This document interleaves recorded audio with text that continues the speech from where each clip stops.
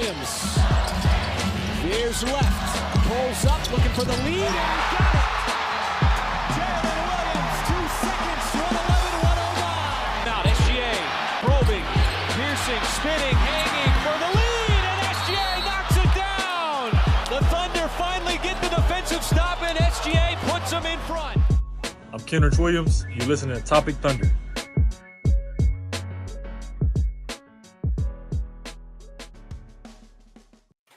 And welcome back, everybody, to another edition of the Topic Thunder podcast. I'm your host, Dylan Hutzinger at Thunder Chats. We're part of the GLeague Network, and this podcast is brought to you.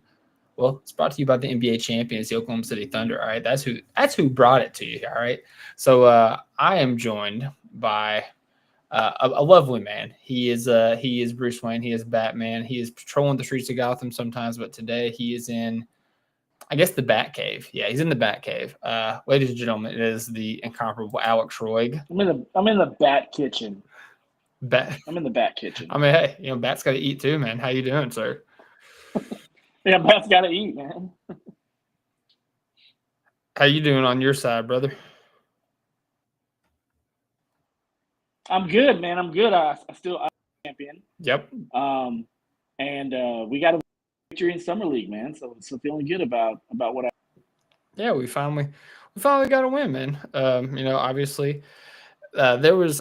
It's funny, we won tonight, but I was a lot more excited on Saturday whenever we lost. I feel like there was more exciting things that happened in that game, but it's all good. There's still some takeaways from the game that we will talk about in the segment we like to call a single large item. So diving into the single large item, Alex, I mean, obviously the big topic going into the Summer League is, for lack of a better term, Nikola Topic. And, you've seen 2 games of him now. Topic Topic Thunder, baby. Topic Thunder champs. Say that 5 times fast. We did Brooks Barnheiser buckets 5 times fast last week. But yeah, try saying that 5 times fast. I heard it. But yeah, you've seen 2 games of him now. There's been some good things. There's been some bad things. We talked about it a little bit on Saturday, but you wasn't on the pod. What are your feelings on what you've seen from Topic in his first 2 games so far? I really like what I see from Topic as far as a creativity aspect of it, like creating out there on the floor, being able to drive to the basket, get buckets that way. I wasn't necessarily, but him as an off-ball defender has been great. Like, him using, I guess his arms aren't really that long.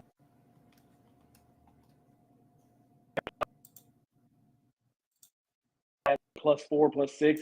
I guess he has more of a. But as seen from him, I really liked it as far as him being like a rookie and being just starting off. That kind of worried me a little bit was the best bucket getter on the floor always going to be looking for ways to get Topic on him. Because I think it was Hood Schifino, either Hood Schifino or Mintz just kind of burned him a couple times and got to the basket and got fouls called on him. And so, NBA players are gonna see, blood in the water. They're gonna go ahead and seek him out, get the screen, and have that on the NBA stage. But I mean, that's something that can be. You have like 4 great defenders. You can kind of hide that from time to time. Offensively, as a creator and somebody that can get up like that, he is pretty much what he's been advertised to be, and that's good for us. And that's kind of what we needed. We need that other creator, that other playmaker. Hopefully they get to the point where him and AJ can get to the point where they are able to be played in the playoffs. But yeah, man, what I see from him, and I really like the developmental curve on the floor either this year or maybe a lot more next year. But I really like what I see from him. Right. Yeah. And the big thing on Saturday was the areas of concern we had with Topic whenever we drafted him was the shooting and his defense. And obviously the steals was a big thing that stood out, and his shot was falling on Saturday as well, both off the catch and off the dribble. Tonight, that was not the case. 2-13 shooting, 0-6 from the three-point line. But he got to the line 8 times, hit 7 of 8 free throws. I mean, that was kind of a common theme in tonight's game, man. Like, it was, I tweeted out like tongue in cheek, like the refs are making it about them, but like, man, like the amount of free throws shot, I think somebody said it was like 66 free throws for the game, which is just absurd. Yeah, that's just nasty for a summer league team. For a summer league man. Like, I'm just, admittedly, I don't know how to navigate NBA's website that well. I usually just use the real app, but my phone is dead. But yeah, man, that's absurd for like an NBA summer league game. It's kind of asinine for an NBA game in general. Like, it's kind of up there in that, but like for summer league, like, yeah, man, what are we doing here? But I would say efficiency doesn't concern me as much with it being summer league. Like, he's just trying to go up there and he's trying to get shots. Like, he's not going to do 13 shots, in a regular season game for the Oklahoma City Thunder. If he is, then, we've got more issues at hand. But I think that this is challenging him to play in a way that he's not super comfortable playing. Just kind of push him out of his comfort zone, kind of throw him out there, kind of see what sticks. But in terms of why we have him and his role on the team, maybe this year, maybe going forward, it's very apparent when you see him. Like, he has full control of the game in terms of like his passing is great, his playmaking is great. The ball location on his passing is also great. Like, he's putting his teammates in position to score. And there was a lot of like, I'm going to pass the ball and then you get fouled tonight. Like, he probably had like at least 10, 11, 12 potential assists. Yeah, absolutely. Ended up with 5 assists on the game, but like, you could easily see an area where he had double-digit assists in this game. And that's with his shot not falling, people not really having to respect him as a jump shooter or even as a scorer. But something I also noticed, like in game 1, is it took him a little bit to get going. And once he got going, it kind of cascaded into, what game 1 was for him. It felt like that was going to be more of the same in this game. Obviously, he trailed off a little bit, but there in the second quarter, he had a sequence in which he got a steal, dribbled down the court in transition, threw a lob to Sissoko. Beautiful lob. Like, we've been looking for a lob pass for like the past few years. Like, I'm just going to tell you, like, Nikola Topic is that dude. And then immediately after that, we force a stop, get the rebound. He comes down the court and he forces an and one. He absorbs the contact, finishes through contact, and gets the and one. So, and then shortly after that, he also was able to like knife through the defense. An array of moves, getting through multiple defenders and getting to his floater. And it felt like that was going to be the start of things to come for Topic. Unfortunately, that was kind of it tonight offensively. But I mean, there was, like I said, there were some bright spots still tonight, even his struggles. And I'm gonna pull up the tape, like kind of like his highlights here, because that's what we did last game. Just fun for like the YouTube. Pretty sure that was the. Oh crap! Let me mute that because that's very loud. This is a reminder. Subscribe to our YouTube, Top of Thunder Podcast on YouTube. We recently hit 1,000 subscribers, so appreciate that. But yeah, this is one play. Like he's using his shoulder, like big body him, like Shea does, to create separation on the snatchback. Beautiful pass. There he is, getting his hand in the passing lane once again. He had 3 steals tonight, I believe. Yes, 3 steals. Probably could have got credited with a couple more, if I'm being honest with you. Again, like forced turnovers instead of actually stealing the ball. But yeah, and then here's that's the M1 that was shortly after the lob. And then this is the one where he knifes through the lane. So just like what he just did, I got to rewind that. That's such a nasty move. That in and out just put Judah Mintz in a blender. Oh yeah, that's SGA like right there. That's navigating through the screens in the paint. Like that's an NBA skill right there. Like that's the in and out, puts his defender in jail, gets to his floater, bucket. Like that's beautiful. That's beautiful basketball right there. So yeah, I would say that, there are definitely some concerns for Topic. And one of the concerns that I had after game one was his turnovers, because I think he finished with 7 or 8 turnovers, something like that.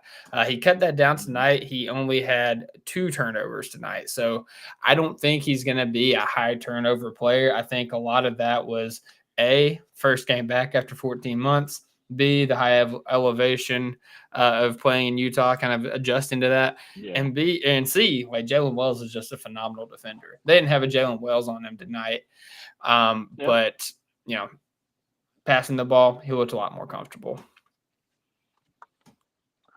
Yeah, I'm so glad he did that against Jalen Wells in the last game. Like, that is an NBA defender. That is an NBA player right there. And he was able to get against Jalen Wells. And so that was good to see. And the thing is, when it comes to looking at Topic, looking at the tape of Topic, and comparing it to like an NBA game, number one, the paint is not going to be as packed. It's not going to be as chaotic. And then number two, your teammates are going to be a lot better out there with you.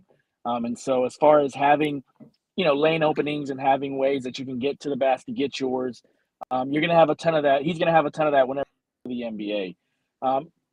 Seeing Ajay Mitchell do this despite not having really, really, really excites me as to what he could look like this next season. Yeah, and I mean, same with Topic and Mitchell. Like, just talking about all the potential assists are out there, because Ajay Mitchell was passing the ball pretty good too. He had 5 assists in his own right.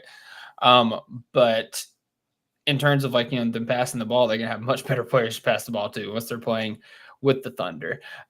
We have some discussions going on in the chat about Topic and Giddey, and that's unfortunately just going to be like a topic of discussion with these players because they are similar archetypes.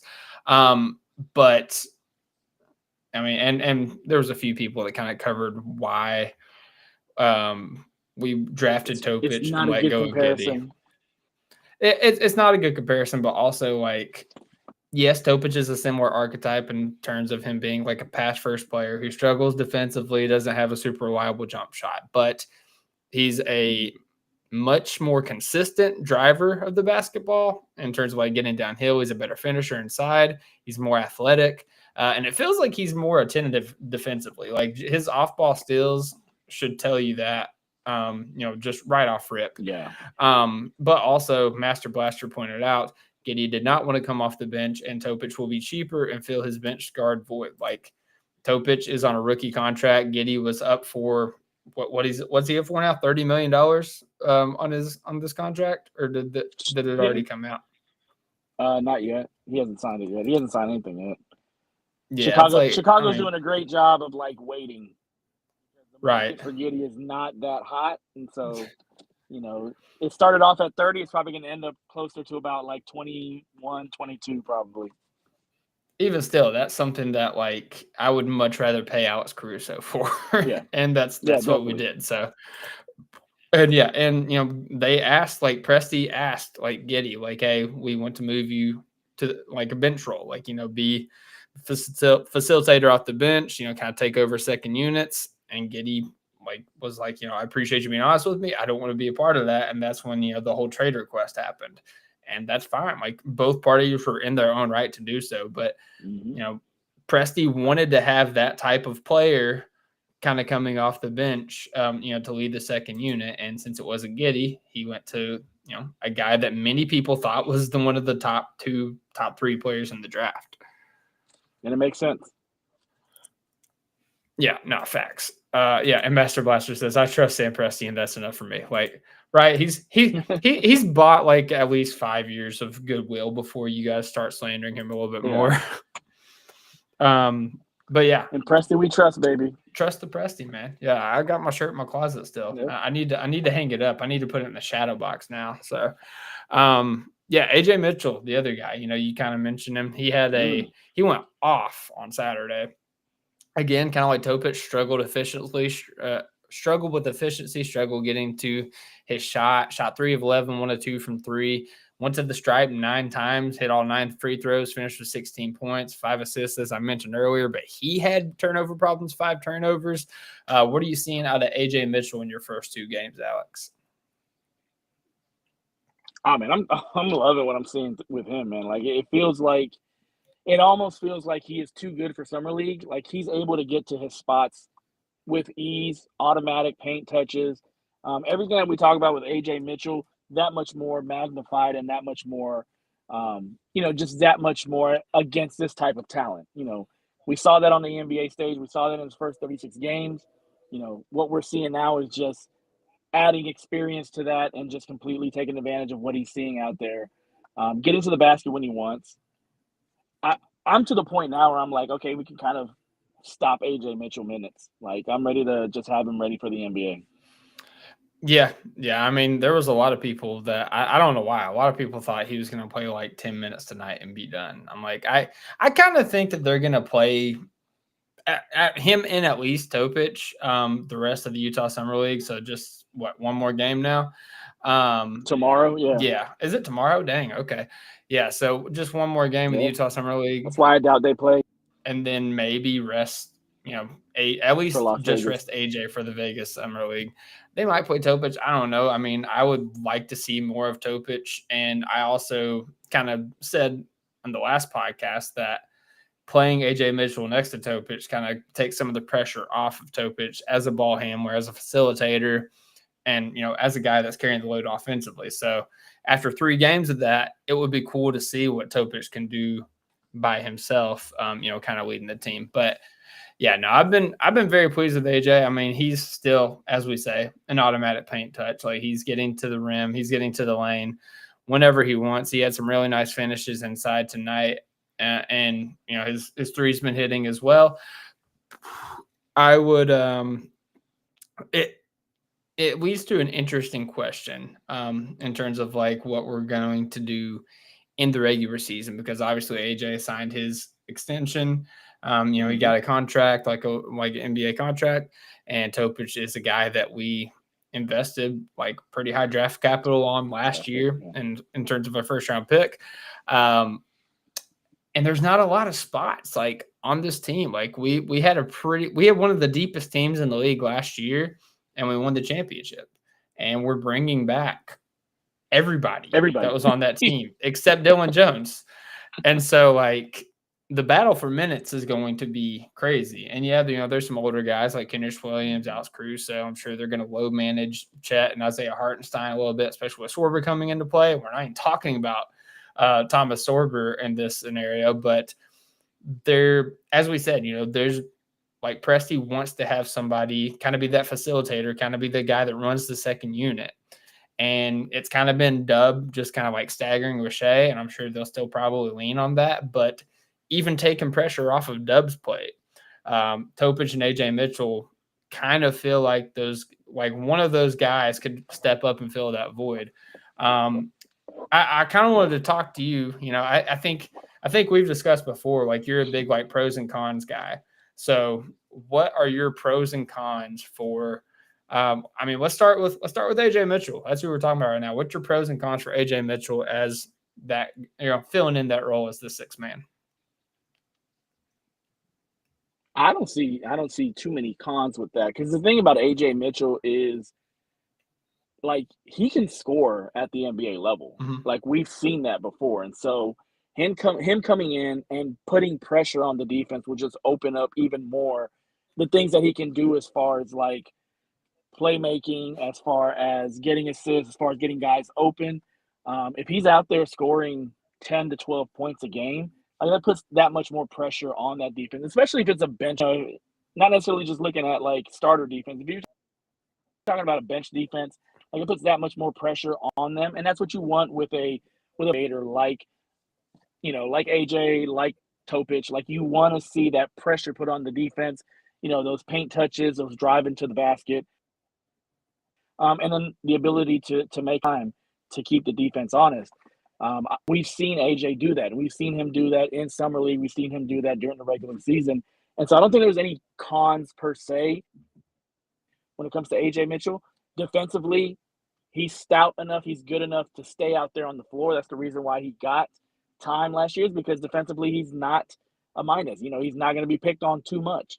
And so, I think I saw somewhere, I don't know if you guys put it on the chat or something like that, where like, is AJ Mitchell like our eighth guy off the bench? Like not eighth guy off the bench, but like the eighth guy in the rotation. You have your starters, then you have like Caruso, Wallace, and then you have like who's the next person out there. And I could definitely see AJ Mitchell being that next person out there just to put, added pressure on the defense, especially when Shea, maybe even Dub are out. You can maybe play what are those hockey lineups where, you take out 5 and you put in 5, like that type of stuff. Like we Platoon. hardly do that. We always want to have platoon. There you go. We always want to have, either Shea out there or either Dub out there. With AJ out there, you may be able to give them more rest, and still put pressure on that defense. So as far as like AJ goes, I don't see too much of a con. When it comes to Topic, like we're gonna have to treat Topic like he's a rookie out there, which he is. This is going to be his first year playing out there, and so he is going to have to adjust to the speed. He is going to have to adjust to teams picking on him defensively. Would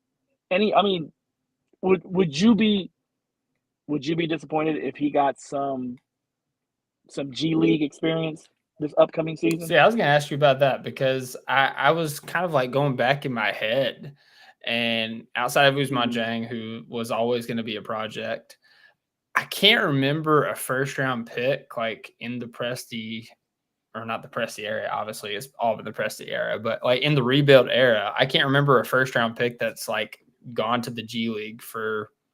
You mean like lottery? First rounder, man. Like, I mean, did Dylan Jones go last year at all?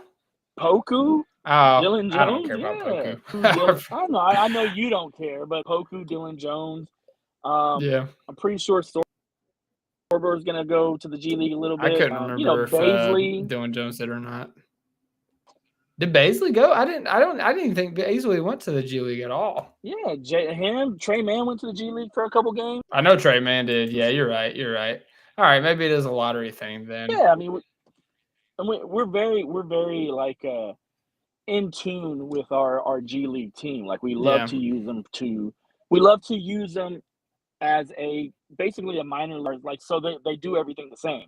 And so when they bring down somebody like one of our rookies or something like that, they're able to kind of show what you can do within the same defensive scheme that the Thunder use. So yeah, I could definitely see Topic doing that. Like again, like you said, this is a championship squad that is bringing everybody back. Like there are not a lot of minutes out there to be had if everybody is healthy.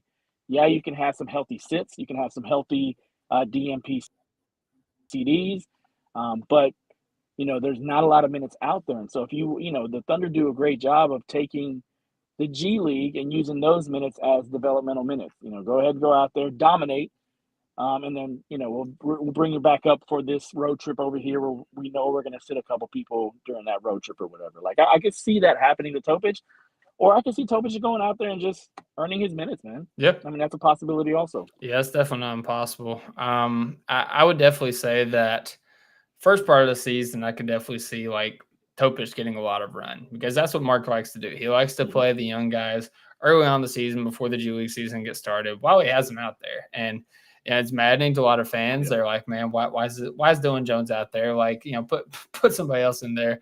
But I could definitely see that happening. And, like you said, like it's going to be up to Topic if that's going to be a just until G League starts thing, or if that's going to be like, oh, you've earned a spot in the rotation. And, remains to be seen. Like, there's, like I said, there's been some encouraging signs in the summer league, but it's a lower level of competition. And there's also some signs of concern, but, we'll have to extrapolate that once he's playing with better players as well. So. And this may not be the Topic that you see next year. He's literally coming off of an ACL surgery.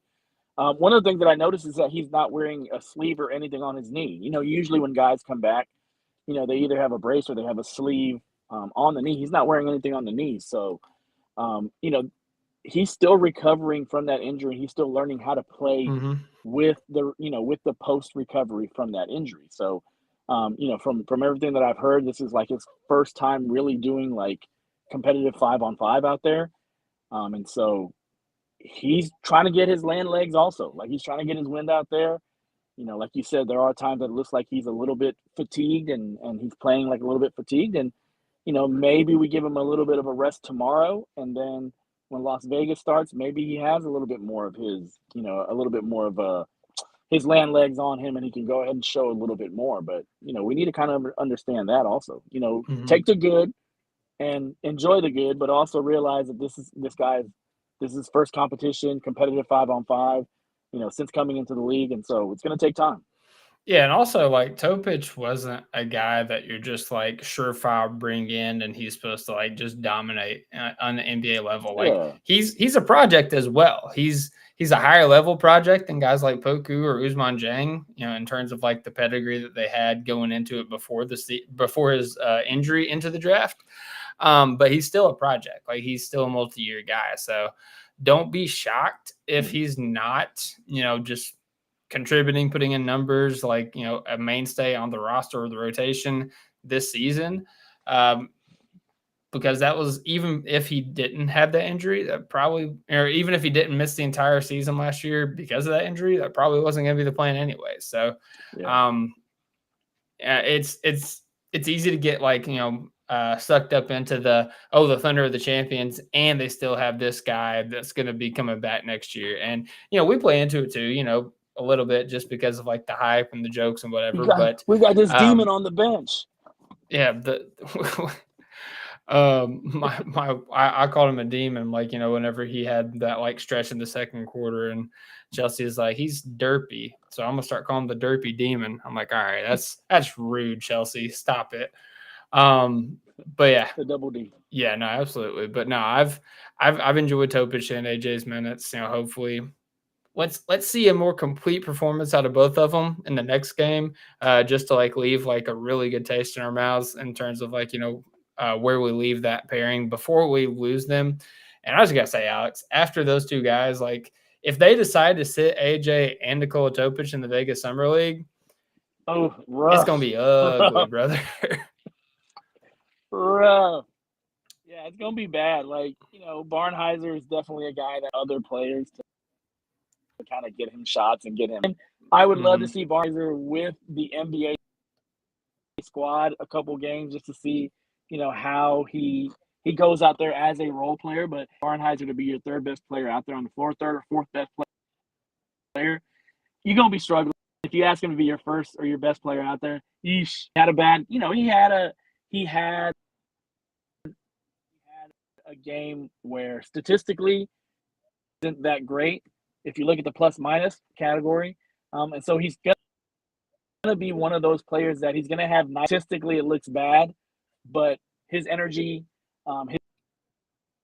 his defense, those types of things are going to go ahead and, keep him on the floor and have a game where he has 20 points and defensive demon. But then he has other games where he's struggling shooting. He has maybe, 3 points, 4 points, but, he helps the team win in other ways. And so that's what I think you're going to get from Barnheiser. As far as like third best player tonight, Mady Sissoko looked pretty good out there, man. He's never going to be an NBA big per se. But as far as like a G League big and somebody that can play that, that back to the basket, big man type archetype, he did great out there, man. Yeah, honestly, like I think that of the rest of the guys, like it's really funny that the Thunder keep starting Malavi Leones, just trying to make him a thing. Guy, man. He's not a thing. He's bad. But yeah, Sissoko. One question. Does Leones get a championship ring? I don't know, man. He was signed to the team for a little bit there. Like, I mean, does Alex Reese get a championship ring in that case? I don't know. I mean, these are the questions we need to know. Thunder, let us know. Like we're on pins and needles. These are the off-season questions. Absolutely. Yeah, Sissoko, and then I thought the other two guys that have kind of stood out amongst the rest of the others, Chris Youngblood, that guy can shoot, Oh, man. yeah. He can shoot. He was 4 of 7 tonight. I think he hit a couple in the last game. But tonight he also he hit 3 from the stripe. One of them was, or no, one of the, and the 3 that he hit was being fouled on a 3-pointer. But yeah, man, he's a certified shooter. And I think that he's going to be really good on the blue in terms of that. And, if he gets called up, that's kind of the Flagler role. So, like, we have our Flagler. That's the Alex Flagler spot. Yeah, and then the other guy that kind of has stood out to me the past 2 games, honestly, is Jazz Gortman. Yeah, Gortman did bro, good he's got some sauce to him, man. He's got some legitimate self-creation.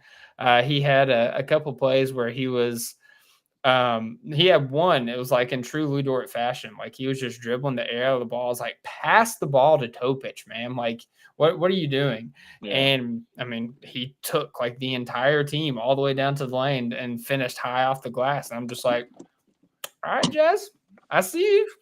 Whatever you got, man. Yeah, man. And yeah, defensively, like, he's not like a lockdown defender or anything like that, but he's at least engaged defensively, and it feels like he plays with an intensity. So I would say that Gortman, Youngblood, and Sissoko have kind of stood out to me amongst the rest of the guys that will be getting G League minutes, and who knows, maybe compete for a two-way spot.